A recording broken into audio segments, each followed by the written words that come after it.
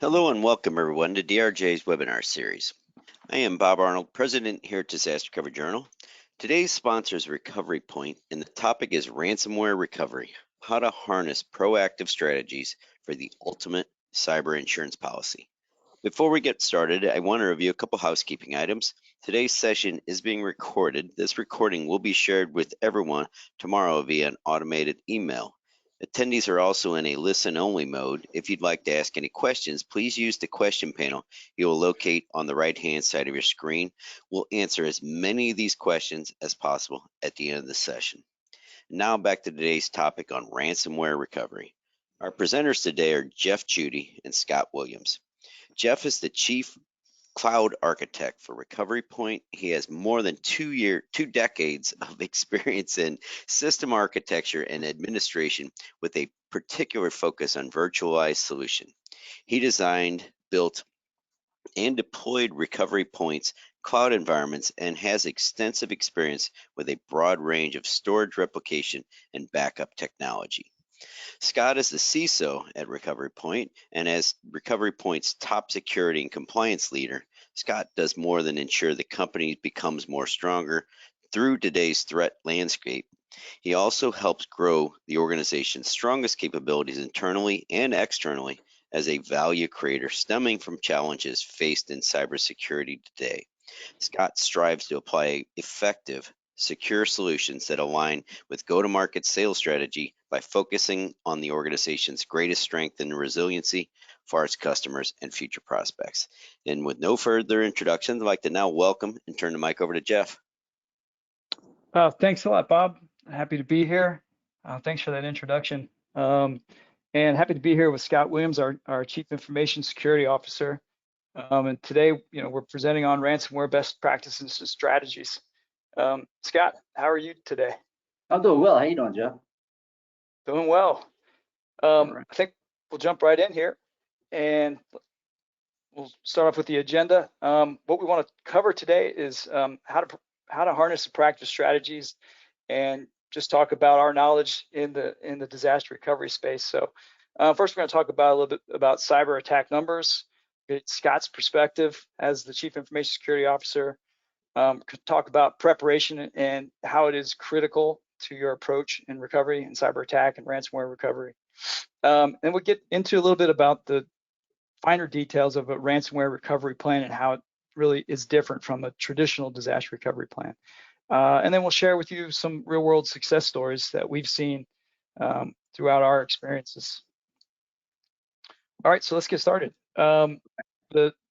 Just a quick look at numbers. You'll frequently see this kind of information with a ransomware and cyber attack presentation, but I mean, it still holds true. You look at what the all-time high numbers are for a cost of a breach today, roughly $4.5 million.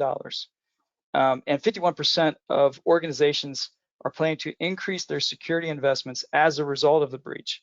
So you see that a lot. Organizations will move to start to take action and invest in security and test plans after they've been attacked and they feel that kind of pain. But on a brighter note, there's companies that do invest in that incident response planning and testing. They're seeing roughly $1.5 million in savings. And an interesting note is that median dwell time is coming down. So over the last few years, it's been 90 days, 60 days, 30 days. Today, it's averaging around 5 days. And what that tells us is that the steps that we're taking, the security tooling, the incident response planning, those kind of things are working. It's detecting the breach and shutting it down quickly. But it also is forcing our threat actors to speed up the response. So it's almost as soon as they can gain access into your environment, they grab as much data as they can, and then they launch the attack. One thing just kind of hit home for me recently was, and if you look out on the news today, something's happening every day. MGM was shut down with a ransomware attack out in Vegas. But something that hit home to me was really that I have a nephew. He just started high school this year, freshman, and the first weekend, the entire school system for the county was shut down due to a ransomware attack. So it's not just businesses that are impacted. Everybody's lives are impacted when things happen like this, because the kids were all out of school for an additional week, and parents had to adjust their work plans and ensure that the kids they had coverage to watch the kids. And then when the kids went back to school, they couldn't bring their devices, they had no internet access. So it really hurts. These things really cause real world disruptions.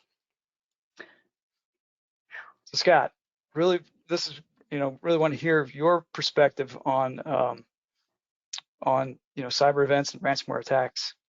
Oh yeah. I mean, just that instance there. I mean, the threat landscape is constantly changing. It's evolving. It's just become so much more of a dread in multiple verticals in all of our environments, and it just really digs deeper into a lot of our lives, whether we realize it or not.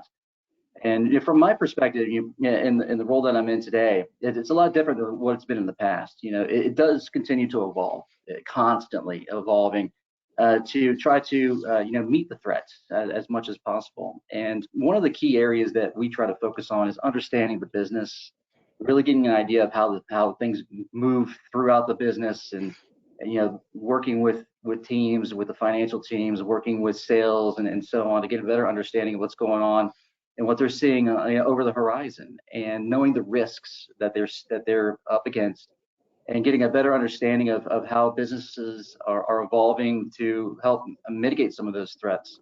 And when you look at today, with ransomware and the ensuring ransomware and things like that, some of the key areas is to ensure that you have a very solid backup and disaster recovery strategy that's very functional from a business perspective, meaning that you understand how the business continues to evolve itself, and that you are gearing towards that outcome, the outcome of making sure that systems are up online, that they are secure, that they are compliant, that your data is being protected, and not just protected from the aspect of keeping the insider threat out, but also protected from human error or insider threat.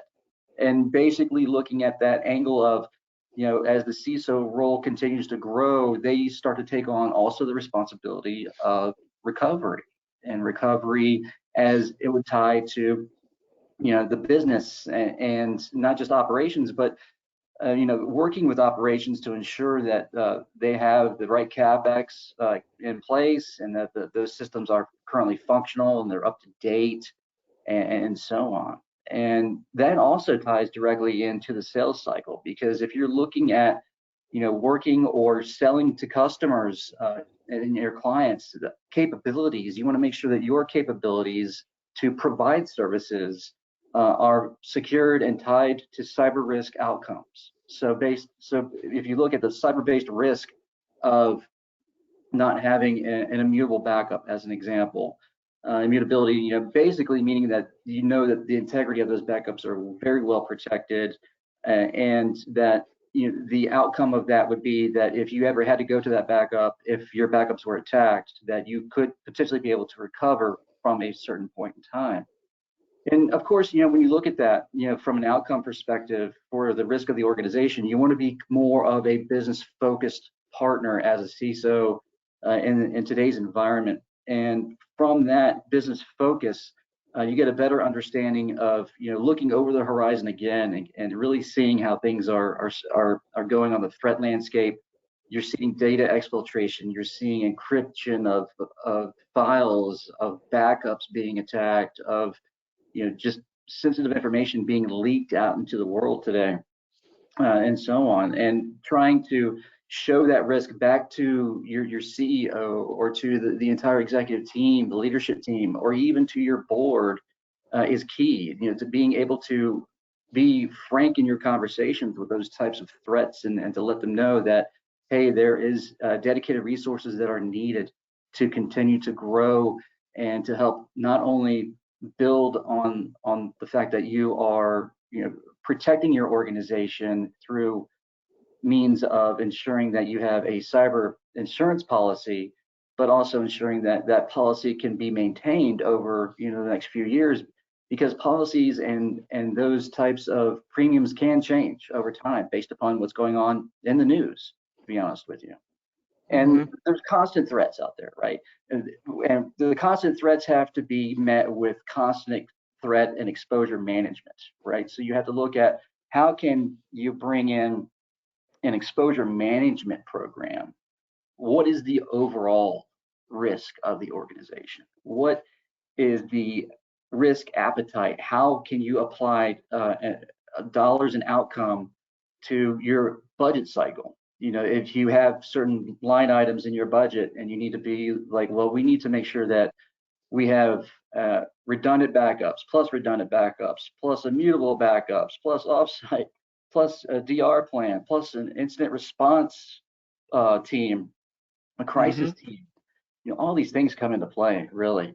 And when you bring that into the fold to bring in the budget cycle, your budget cycle also has to include the mechanisms that you need to not only get insurance, but maintain and reduce your premiums, you know, over time. And a lot of the ways to reduce those premiums is by having these plans in place, by having these processes and procedures aligned, and you have a lot of frameworks that are out there that you could leverage as well to show to the insurance carriers that you are in fact doing your due diligence and maintaining a very well secure and compliant framework within your organization.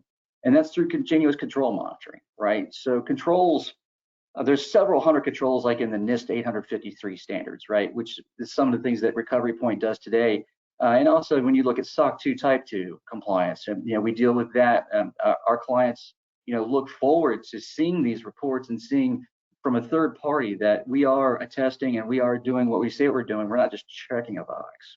We're actually doing constant and continual monitoring of these controls and doing auditing to answer those hard questions of what, when, where, how, and why, and answering them with confidence.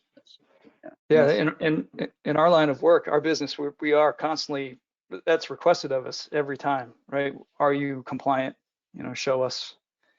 Yeah. One thing, you know, I see is, you know, you as the chief security officer, you set the tone. You know, you're the leader. You set the tone for the team, and how effective can your organization be in these building an incident response plan and securing the environment is all, it comes from you setting the tone, being the leader.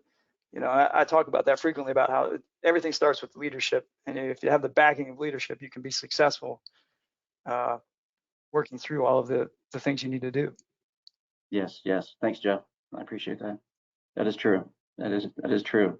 And when we look even deeper, we dive a little bit deeper more into the perspective here, is one of my main mottos in our organization, for, you know, from the office of the CISO per se, is, you know what you can manage and understand what is at stake, essentially. If you can see it, you can solve it. And that is one of the key words, key phrases I've used throughout my cyber career, security career, I guess you could say. And then also, you know, just being able to go out and understand what systems do you have out there. A strong inventory is paramount. It's tough to get sometimes. It's tough to buy into that, you know, from other teams, whether it's from operations, whether it's from financials, whether it's from somebody using SaaS applications, skunk works, what have you. You know, we have to have an understanding of what those systems are out there, and we have to leverage tools. Tooling and automation does help extensively when it comes to this. And with these tools, we can show to our third-party auditors, to our insurance carriers, to our legal teams that we know where these systems are. We know what they're doing. We can tell if they're on the wire, if they're not on the wire, and if something does come up on the wire, we can find out if it's rogue. You know, we can detect for that. We can look for anomalous activities. And then with that, you really have this foundation to build your other programs from. You have the foundational framework there, because if you only have 30, 40, 60% of your inventory, do you really have a strong vulnerability management and patch management program? I don't think so. What about identity and access management? What about the logical side of the coin? Do you really know if your authentication systems out there are fully compliant? If you don't have a way to detect them and know what, not only is if that system's online, it could be a rogue system, it could be an evil twin, you know, what have you. It could be all kinds of things. But if you understand your identities and how they play in, with your administrative and elevated accounts and your service accounts that are usually pretty static when it comes to password management. Those are some of the things you have to be really aware of. And when it comes to recovery, the first thing you really shoot for is identity. Identity comes into play because right off the bat, because when you look at identity, you have to be able to identify back to your assets and gain access. And if your entire, let's say, Active Directory is down, you can't necessarily authenticate up to a point to get to your backups to start doing your backups. So one of the key things there is whenever you look at incident response and incident response planning, or we're planning with our partners, we've seen where they ask two main questions. One is, how's your identity access? And then how are your backups? Essentially, I mean, those are two of the main things that you have to be aware of. And from there, whenever you build out your exposure management program and you have all these things in place, you also have to look at, okay, now that we're at a cruising altitude, how fast can we remediate? And how fast can we track those remediation windows and ensure that our tracking is following the market standards or going above and beyond because of the data sensitivity that you may have within your environment, right? So, and from that perspective, we have to look at, remediation time also plays into backup and recovery too, because if you remediate systems and then all of a sudden everything goes south, you have to be able to roll that back to a point where you know that everything is working at a steady state. Sometimes this could be considered human-based error because somebody put a patch out there, they did it without permission or something like that. And next thing you know, it's a snowball effect, and it starts affecting other customers and clients. And then you have to come up with a way to say, look, we really need to kind of focus and roll back a little bit, get a better understanding of how our backup and recovery situation can play into this, how we can rely on a provider to help us with this, how we can come up with an agreement of risk where we could say, okay, if you have a certain RTO and RPO, recovery point objective, recovery time objective, how does that play into some of your protection level agreements around the organization? What is the risk appetite, right? So what I would do is I would go to the leadership team and I'd be, okay, let's have a protection level agreement on remediation of, let's say, systems that are facing the internet, platforms that are internet facing in our environment. And the challenge would be from operations is we can never bring these systems down, or we can only bring these systems down once every 30 days because of the windows and the SLAs that we have in place. Okay, so that's the risk appetite, right? So how do we reduce that risk appetite and come up with an agreement to say, okay, how can we deliver our platform capability so that it stays secure within 30 to 45 days? If there's a critical or a high vulnerability out there, how do we mitigate that risk? And then let's come up with a protection level agreement and work through that. And then what is the outcome? What if they want 15 days? Well, that may be a new budget cycle type scenario exercise. So you partner with your CFO and you say, look, based upon what the leadership team came back or the board came back and said, look, you have to have these things completed within a certain amount of time. A, because of the initial risk to the organization. B, because of the compliance risk and the potential insurability of the organization. And then C, the potential business risk around legality, right? What if you were to wait 6 months to patch a known threat that is being exploited across the internet that you've heard about in the news, and then all of a sudden you get hit, and then all of a sudden there's a data exfil or there's a ransomware event that is affecting your clients? Is that a legal risk? I think so, yes. So those are some of the outcomes that you have to look at from that driven metric and that strategy of, this is how we can reduce our legal risk, how we can reduce our insurance premiums, and this is how we can also reduce our overall security risk of the environment and protect our customers and also the reputation of the organization to boot, as an example. I like that. You're saying protection level agreements, outcome driven metric strategies, sort of like building the framework that you say this is what we have to achieve to be successful, right? Absolutely, absolutely. And a protection level agreement could say, okay, in order to have immutability, right? So what about the integrity of our backups? Can we ensure the integrity of our backups through a protection level agreement? I mean, that would be fantastic to be able to do that. And once you have that risk appetite set, everybody agrees to it, everybody's on the same page, the budget's set, and you move forward in that direction, then you will see that as time goes on, things will continue to improve. You'll start to see more improvement over time. Your framework will become stronger. Your risk appetite will become much more, I would say, maybe aggressive, because now you can actually poise and say, okay, we are now at a steady state where we can constantly improve and start to handle some of the threats that are out there and be able to react to those threats. And again, when we talk about numbers and agreements and metrics, it's not about the vulnerabilities. It's not. It's not about the patches. It's not about the count of vulnerabilities and patches. It's basically how fast can you take care and solution those types of threats, those exploits that are out there. How fast can you reduce your exposure? How can you handle your exposure management program as opposed to just your vulnerability management, your patch management, your identity management? All these things come together, whether it's internal, external, when you're looking at your email, when you're looking at, potential, other platforms like Office 365, which we also handle from a DR perspective as well.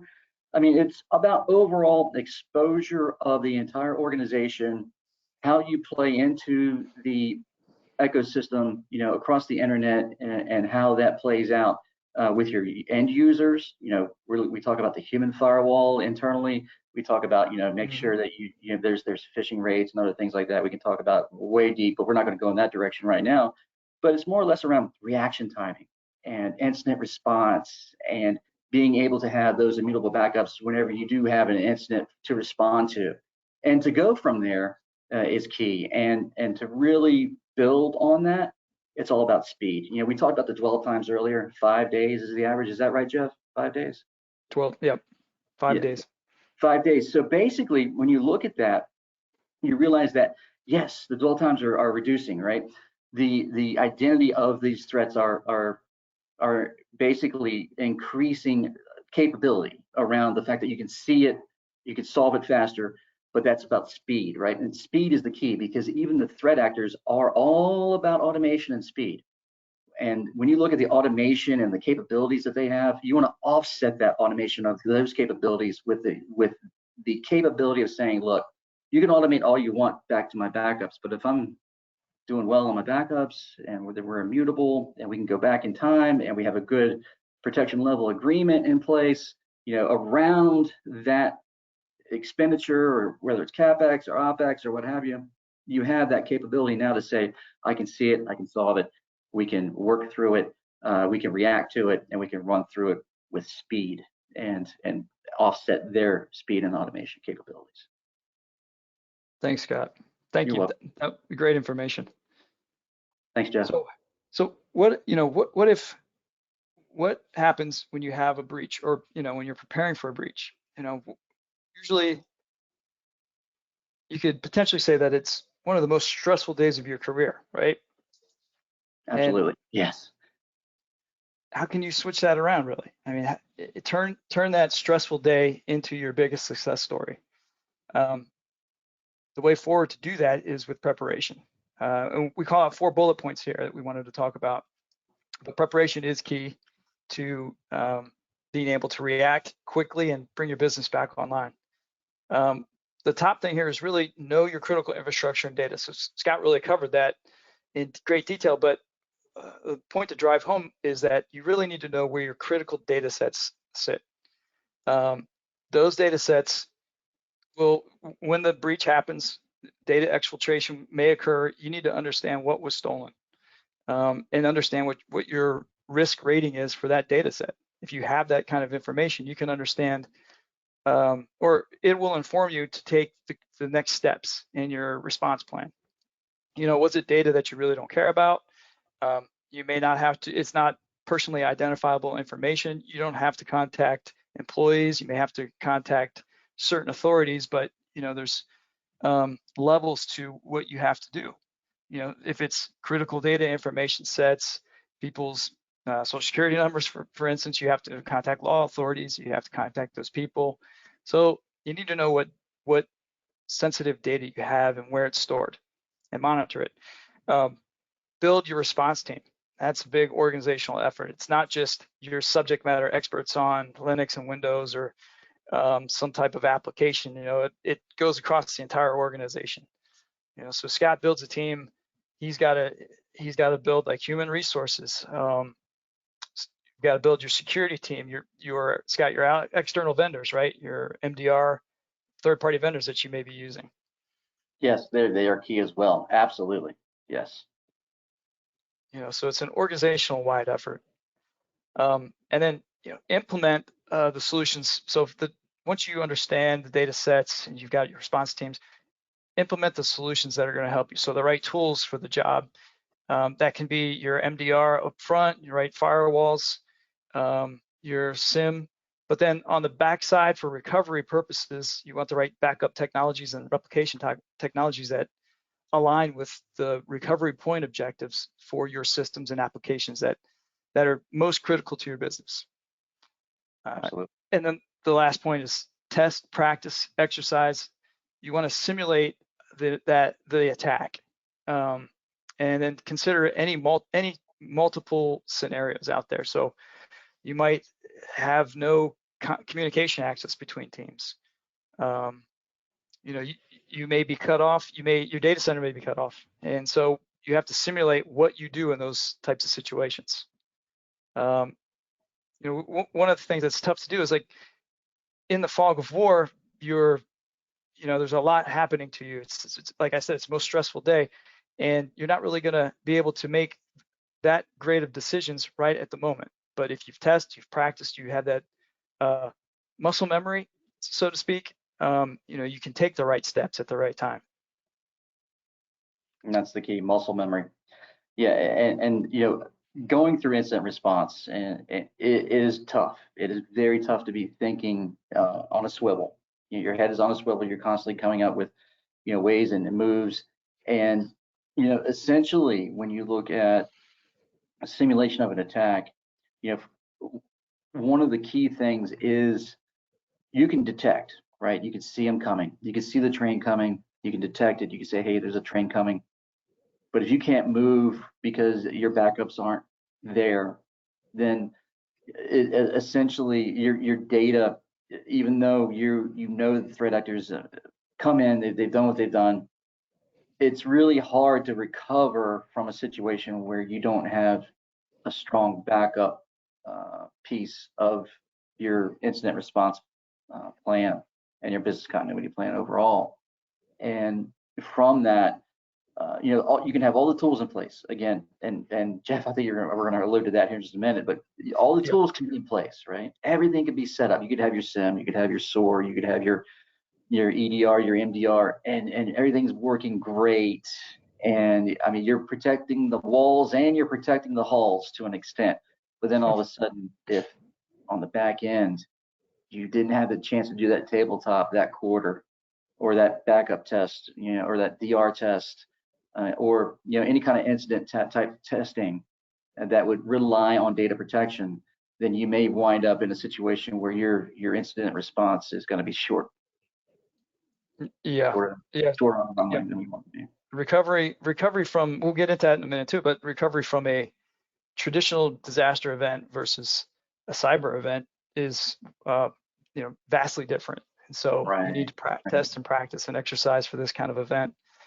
And we'll talk about it. Your recovery times can vary widely based on this. It's not just a hit the failover button type exercise.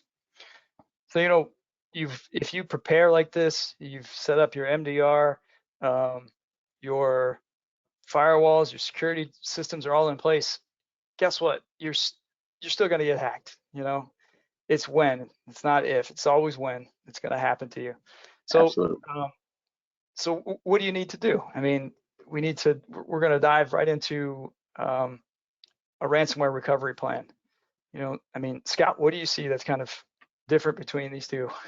Woo, I mean, compare and contrast here is definitely a little bit different. I mean, when you think about the traditional DR, right? We could do the planning, we can do the BIA, we could do the SIA, you know, for systems and security impact. We can do all the planning. We can have these beautiful documents set up and formatted and so on, and we can walk through them. But then one day, all of a sudden, even though we don't know about the weather patterns, it's a nice, beautiful day outside. There's leaves growing on the trees, and all of a sudden, boom! It's a ransomware attack. Nobody saw it coming. It came out of nowhere. The next thing you know, you come into your environment and it's like your IT infrastructure is like a smoking crater, right? And then all of a sudden it's, okay, how do we contain this? How do we, fast? And it's all about speed and response. And again, it's kind of like the EKG. You're constantly going, everything's fine, and then all of a sudden you flatline. That flat line is when the ransomware hit. Could have been earlier on because of dwell time, but you didn't see it until it actually happened. When they took action, the threat actor could have been there for a few days, again, 5 days, possibly maybe more, right? But then you have to look at, you know, containment. Then you have to understand, well, how did they get in? How do we collect the evidence? Is our evidence going to get seized? You know, a situation like that. Can we go back to our backups? That's another question that we've been talking about, you know, the whole time here. And what about negotiating? That's a tough one. That's a tough one there. And do we really know if we have clean backups? Do we know if we can go back? Can we bring things back to a state when we can look back to the trees growing leaves once again and say, okay, you know, You're saying a lot right there. So think about that. That is, you wake up, you come in Monday morning, or it's a Sunday morning or whatever, and you get the call. Think about all of those things, all of those different situations that you just rattled off there. You know, do I call my insurance carrier? What point in time do I recover to?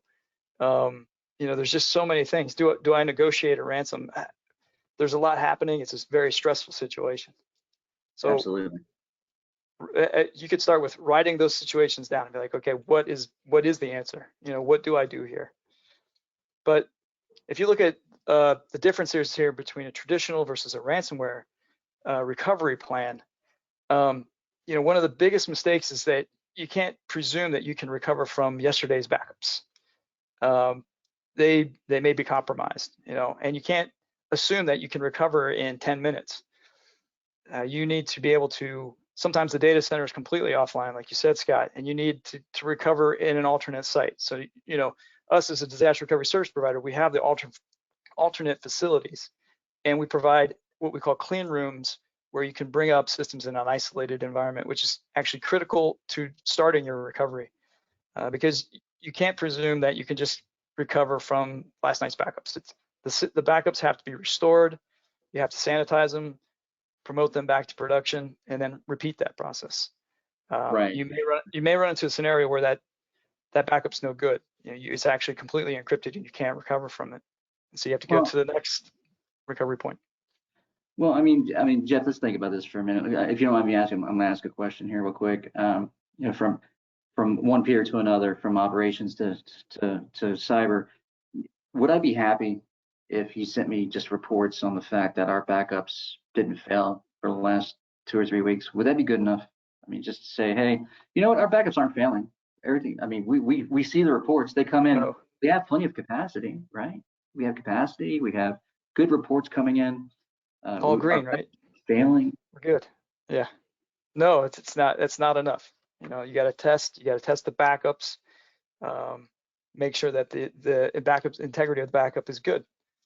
You know, one of the biggest traps is that clients have these backups and they feel comfortable, but they're not immutable.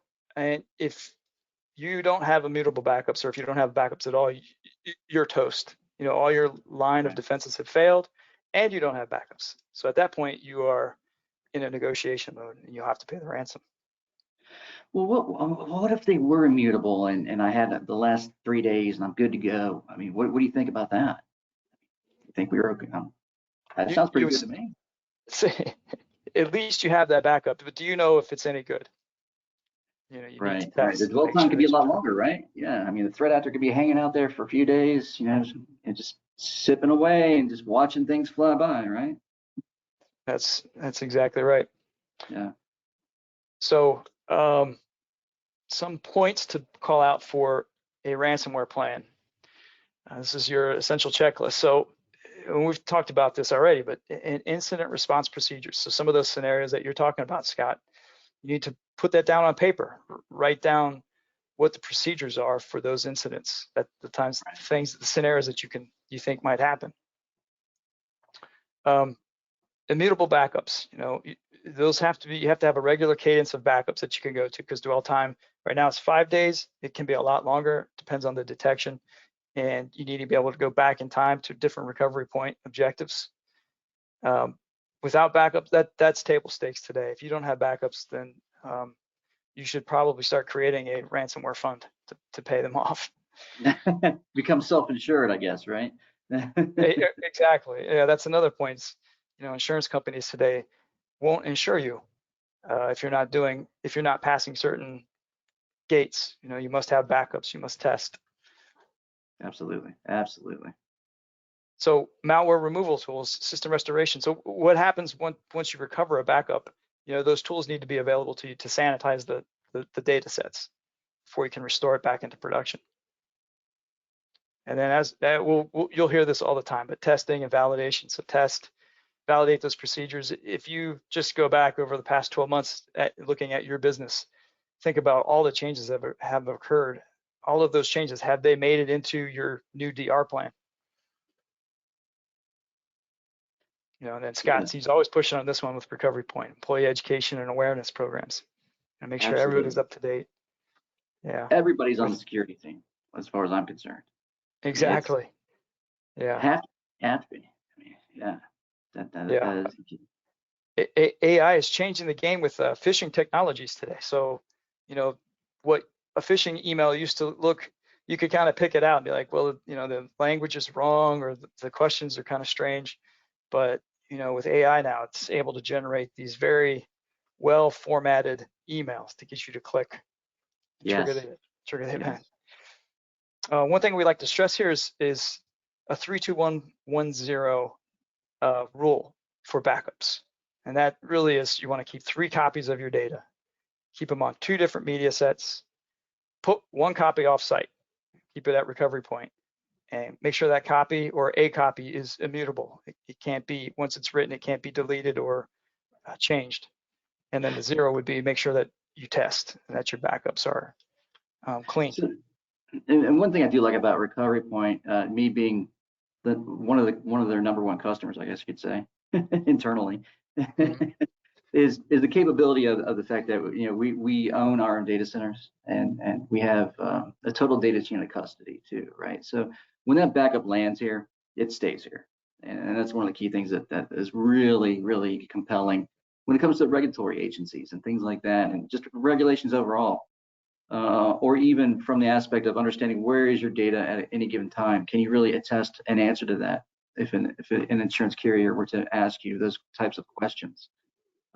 Looking at the checklist here, a lot of these things on this checklist do apply even to insurance questionnaires.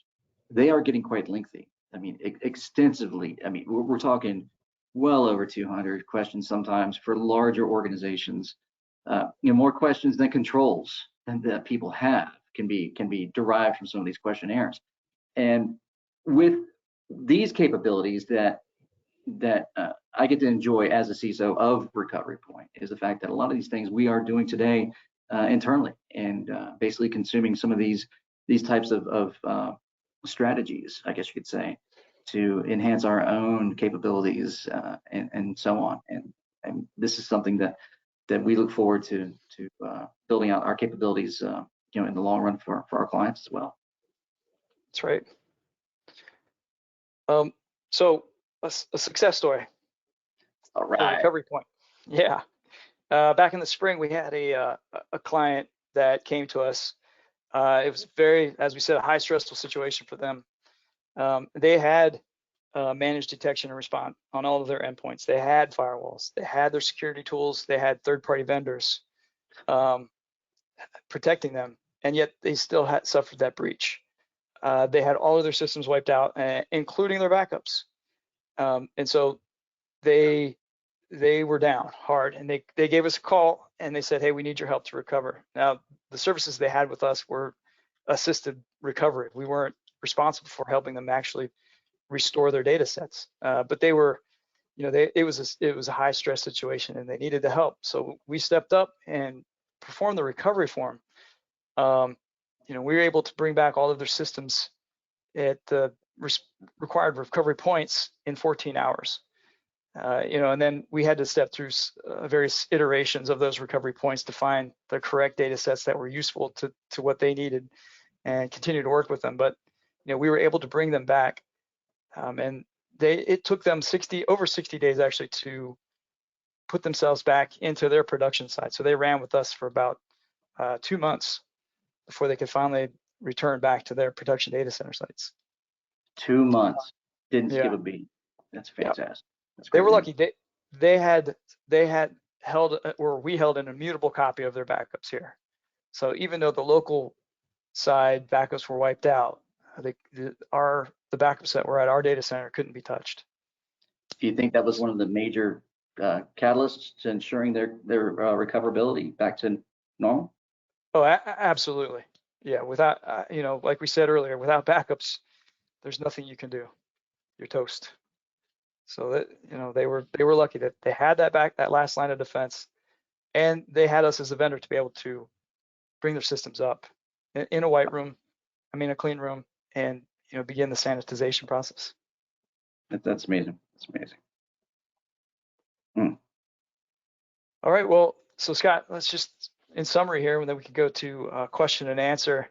Talked a little bit about the impact of the cyber numbers. Thanks for that insightful information. Your perspective was key. I like hearing, from a leadership's point of view. It starts from the top down. Preparation is going to turn that stressful day into maybe your biggest success. And then Absolutely. make sure you put a good recovery plan in place, and then test that plan frequently. So thanks. We can take some questions now, Bob, if you have any, if anybody's out there. Most certainly. If you do have any questions for Jeff or Scott, again, you can locate the question panel on the right-hand side of your screen. We've had several come in here real quick. First question, so you have immutable backups. Is there a recommendation for the time to maintain them? Sure, I can take that one. That really is going to kind of boil down to what is critical for your business. Your business requirements. I would say at least keep around 30 days of backups. But some data sets, it might not make sense to really go back that far because the data is useless at that point to the business. So you need to understand how critical and sensitive that data is, and how far back can you go in time. But just as a general rule of thumb, at least 30 days. All right. One question that comes up a lot is, should you pay ransom? Well, I would advocate to never pay.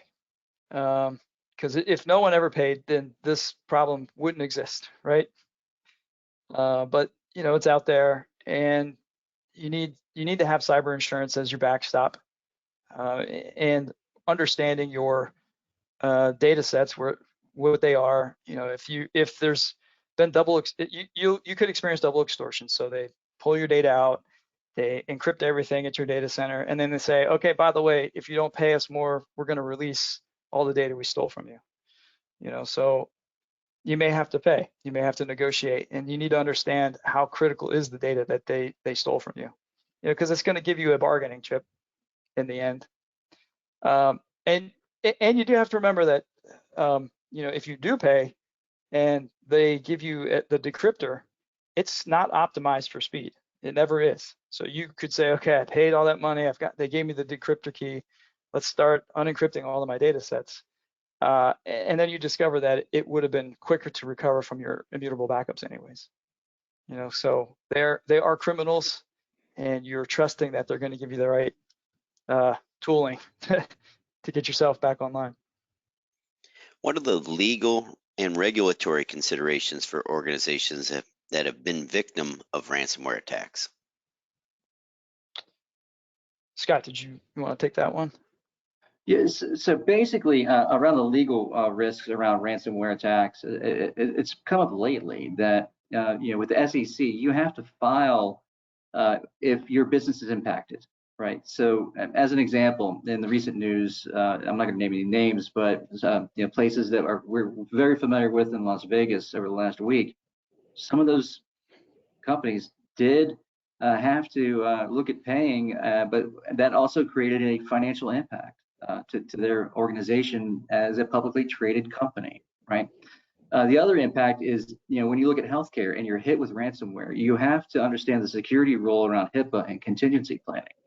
What that basically would constitute is that if you're a patient and you can't get access to your records, then that becomes a problem for your organization as a covered entity. And potentially you could be fined. And there are some government fines out there that may not even be insurable, to be honest with you, if you are negligent in that capability of not being able to avert a certain level of ransomware attack. Like, let's say there was an exploit, again, as I mentioned before, that has been out there for a year or what have you. That could cause a problem where if the organization just didn't take action and they just let it slide, and then all of a sudden they get hit with ransomware, well, and then they give up PHI data, or you can't access PHI, protected health information, then that becomes a major problem. Fines will ensue, and if ransomware is the culprit, it could be not only because of the fact that the data is now compromised, but also because the data could not be accessed by a given patient. All right, next question here. What novel situation have you used in an exercise to drive exercise play? To drive like a tabletop session? Yes, I'm assuming they're looking for some situations or some injects or something like that to simulate those exercises. Oh, so, that's a great, yeah. Oh, go ahead. Go ahead, Scott. Oh, sure. Yeah, so as an exercise, at one point in time, we did a tabletop on how an insider threat created an issue. This is something that I've done in my career for tabletop, is actually trying to detect and eradicate an insider threat. Could have been a disgruntled employee, right? And we kind of walked through and tried to answer the questions of what, when, where, how, and why. Through auditing, through logging. Did they mess with the backups? Did they encrypt the backups? Things like that. Did they encrypt the ESXi hosts? That is very common. It's actually been in the news recently as well. To basically encrypt all the virtual machines on a given hypervisor, right? So these are some of the things that I've walked through in the past. It's kind of like playing like a little dungeon master, where you're kind of walking through the game board and everybody's playing, and it's actually it gets kind of exciting. It's like, oh, and then this happens, and then, oh, well, maybe you can't get to your backups now. So those are some of the things that we've played through in the past and come up with really novel ideas on how to incorporate that. So yeah, that's a great question. Yep, we have clients that will run surprise disaster recovery tests on their teams. So they'll schedule with us 6 months out, but they don't tell their team until the day of the test. Oh, by the way, it's a disaster today. And my AX guy and my Active Directory person, you can't, you're on vacation, so you can't participate. And the rest of the team has to adjust. Right. Somebody's on a cruise. Somebody's always on a cruise somewhere. Or test. Yeah. Right. All right. Can you provide some tactics around dealing with ransomware dwell times? You want me to take this one, Jeff? Sure. Yeah, so, yeah, go ahead. Oh yeah. So basically, some of the tactics, I would say, from a preparedness perspective, is ensuring your backups are solid, right? That's one of the key things there. But as far as detection is key. You have to understand that you have to see it and solve it very quickly, and you have to move fast, sometimes faster than the threat actor can move, if at all possible, because of lateral movements or what have you. But having the capabilities of having, like Jeff mentioned before, like your SIEM, your MDR, your EDR, some of those systems that are out there, vulnerability scans, exploit and patch management, things like that come into play. But there are also some other things that, Jeff, if you have some other things you want to bring up, I mean, those are some of the key areas that we would talk about. So testing your backups make sure that the integrity is there. So you can scan directly on the backup with some of the tooling that's out there today, some of the technologies, and then just run recovery testing, and then you can run vulnerability scans and malware scans against the recovered data sets as well. And then what about automation like DPR and things like that too, Jeff? I mean, there's some capabilities around that we have. Yeah, well, so there's also services that you can sign up for where you can have managed recovery and automate the recovery processes. That's a bit of a different topic, but yes, definitely to improve your posture with recovery times, automation would be a critical piece. Anywhere that you can automate, you can improve your team's capabilities. Absolutely. Scott, one thing you said though, Scott, was that the encryption on the hypervisor. That's definitely been a big change in probably the last 6 or 12 months. Yes. The attackers are now moving past your MDR straight to the hypervisor where there is no endpoint protection. Right. So the attackers, it's too late. They've already moved past your defenses and they're encrypting everything on you. So, they're getting in and grabbing as much data as they can, and then they launch the attack, and the dwell time is coming down because all the security services are improving. So they have to get in, find the weakest spot, and then quickly launch that attack before they're discovered. Yeah, it's crazy. All right. Great Q&A, guys, going on so far here. Again, if we don't get to your questions, we will get to them after the webinar's ended. There are several that are coming in. They're pretty detailed. Here's one that may be best offline with Will, but we'll let you two see if you can tackle it here. So, Okay. Is there a best practice for determining how much cybersecurity insurance you need? Quantifying insurance needs has been a struggle for my organization. Absolutely. So, I'll point this out. One of the key areas that the outcome-driven metrics I like to focus on is how long does it take to recover from a ransomware attack, a single one, as an example. And from that, what you'll see on average is 55 days, typically 55 to 60 days. So if you as an organization calculate 15% of your resources as dedicated, not only from an operations or OpEx standpoint, but also from a revenue standpoint. You look at it and say, okay, 15% of my revenue actually equals out to 55 days roughly. So for the year, so 365, roughly around 55 days is 15% of your revenue that you want to protect, and your potential EBITDA as well for your organization if you're a profit-driven organization. So if you have that number and you say, okay, I am, a $200 million company in revenue, and my EBITDA is, in the 40s and 50s or what have you, or higher, and you say, okay, I want to at least protect some of that, you want 50%, and you say, okay, I need to have at least, 15% of that amount, which would come out to maybe like a $30 million policy, as an example. Policies that you're going to see most of the time in the market average are going to range. Let's say you want to provide services to a client. The minimum that you would want to have coverage-wise, what I've seen in the market surveys, is around $5 million for cyber insurance. All right, wonderful. What are the latest trends in ransomware attacks, and how can orgs stay ahead of the curve? Yeah, so basically, one of the key things that I hate to use the word immutable again, but immutability is probably the strongest play that we're seeing right out of the gate from our angle. If you go to your incident response provider, let's say you're going to other organizations that are very well known in the market, whether you have like your Mandiants or your Unit 42s or what have you, partners that would work with you to do incident response, they will come in and they're going to ask you right off the bat, where are your backups? Are they good? That's the key question. Then what they'll do is they'll work with you to get up to a point where you are literally at a run. You're at a run-up point on the runway. You're ready to take off, and then that's when they stop their services essentially. From there, they're going to say, okay, everything looks good. Now you have to come through and do the recover part.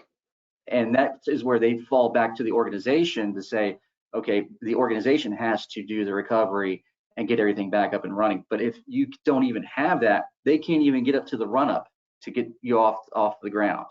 And that's the key you have to realize there too as well. So those are the key areas that you want to really kind of focus in on, is knowing that you can recover. You've gone through the tabletops, you've mitigated that risk from a certain perspective. Data exfil doesn't really help, right? Because if the data's there and they get it, it's the genie's out of the bottle at that point. But at the same time, you can still answer the questions of what, when, where, how, and why if you have some of the other tools in place that Jeff had mentioned earlier, and work from there. And then, of course, the other area is, for as far as threats that we're seeing, is definitely in hypervisor attacks. Hypervisor related attacks are huge. A lot of the vectors that we're seeing where people are coming in is through phishing and through stolen credentials, right? Or they are doing a tempo beat where they're coming in through social engineering. They're coming in through LinkedIn. They're trying to get to know you. They may see you at a conference. They may try to say, hey, we're a vendor that can work with you. Next thing you know, they are getting more and more information. Usually it's like state sponsor type actors from that perspective, but there is a lot of financially driven groups that will do stuff like that to get to a point where they feel comfortable that they got a foothold in your organization, and then they can move laterally from there based upon just stolen credentials or good phishing attack. All right, we'll try and squeeze one more question in here. How can you balance recovery requirements with budget constraints?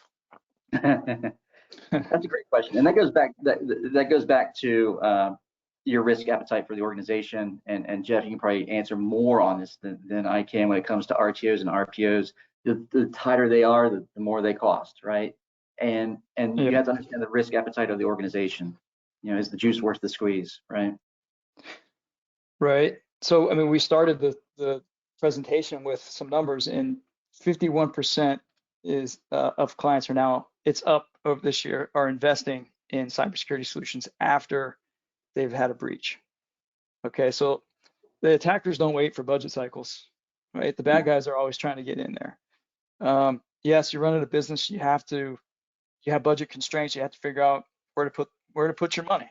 Where to make the investments. But as soon as you suffer a breach, you will suddenly realize that the wallet opens up. The money starts to flow right into protection capabilities, incident response planning, and testing. So if you can get out in front of that and say, hey, this is going to happen, we really need to protect ourselves. Because if you look out just in the news every day, there's something popping up. Somebody's somewhere has suffered a breach. One thing that we do, Recovery Point does, is we can provide you with blended solutions. We can help you with tiering strategies, laying down what is critical to the business versus what could wait maybe a week to be recovered, and then give you a solution that would fit those requirements. You might have some HA, very critical systems that need to come up in minutes, and then other systems could come up in a day or two, and then even further, another few systems could come up in a week or 2 weeks or whenever you get to it, kind of plan. So we can work with you on those kind of solutions. Yes, sometimes it can be what's called and what we call in the professional arena, an event-driven budget to an extent. Yeah. But at the same time, when you look at the ROI on recovery, it's hard to calculate. It really is, and that's where you have to get into your protection level agreements with the organization, work with your leadership team, work with the board, partner with your CFO, and explain to them the business risk and the legal risk if you don't have some of these things in place today. And this is where you really want to start your cyber framework for the road to recovery and continuity and so on. All right, wonderful. That wraps up our Q&A. And again, great session there, guys. So any parting words today, Jeff or Scott? I really appreciate everybody's time. Thank you. Yeah, thank you very much. It's been a pleasure. Thanks, Scott. Thanks, Bob. We're happy to work with anybody. Feel free to download the Gorilla Guide that we'll have as part of this presentation. You can reach out to us. We will work with you to help you to kind of design your disaster recovery solution. All right, wonderful. Thanks again, everyone, for your attendance here today. We hope you gathered some great information from today's webinar. I'd like to personally thank Jeff and Scott for their time here today, as well as Recovery Point for sponsoring today's webinar. We will be emailing a link to the recording. You may view that recording as often as you wish or share it with your peers. If you have any additional questions, please contact Disaster Recovery Journal. Thank you again, and this now ends today's webinar. Thanks, everyone. Thank you.